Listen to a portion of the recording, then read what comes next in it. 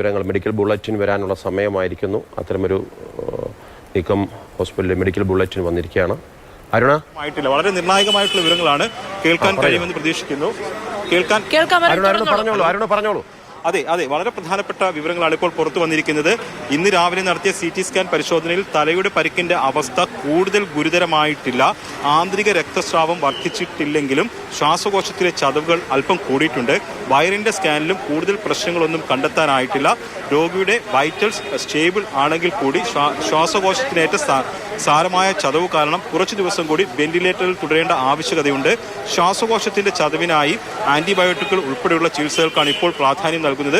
വിശദമായി നടത്തിയ സ്കാനിൽ അൺഡിസ്പ്ലേസ്ഡ് cervical spine fracture ഉണ്ടെങ്കിൽ കൂടി അടിയന്തരമായി ഇടപെടലുകൾ ആവശ്യമില്ലാത്തതും രോഗിയുടെ അവസ്ഥ മെച്ചപ്പെടുന്നതിന് ശേഷം ആവശ്യമെങ്കിൽ ചികിത്സാ നടപടിക്രമങ്ങൾ കൈക്കൊള്ളുന്നതുമാണ് എന്നുള്ളതാണ് ഇപ്പോൾ ആശുപത്രി അധികൃതർ അറിയിച്ചിരിക്കുന്നത്. അതായത് വളരെ ഒരു പുരോഗതി ഉണ്ട്. അതായത് നിലവിലെ ആരോഗ്യസ്ഥിതിയിൽ നല്ല പുരോഗതി ഉണ്ട്. അതോടൊപ്പം തന്നെ ചികിത്സ സംബന്ധിച്ചും ഏറ്റവും വേഗത്തിൽ ശസ്ത്രക്രിയ ഉൾപ്പെടെയുള്ളവ നടത്തേണ്ട എന്നുള്ളതാണ് ഈ മെഡിക്കൽ ബുള്ളറ്റിനിൽ നിന്ന് വ്യക്തമാകുന്നത്. ഇപ്പോൾ ബെന്നി ബെഹനാൻ ഡോക്ടർ നമ്മോട് സംസാരിക്കും. അദ്ദേഹത്തിലേക്ക് പോകാം.